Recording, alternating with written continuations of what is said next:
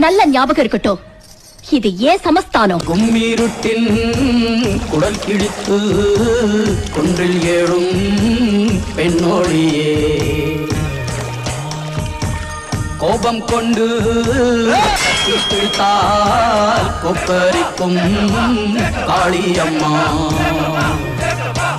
உன் கண் சிவந்து பார்த்தால் போதும், துரோகியின் கத்தி உளுந்து போகும் அம்மா.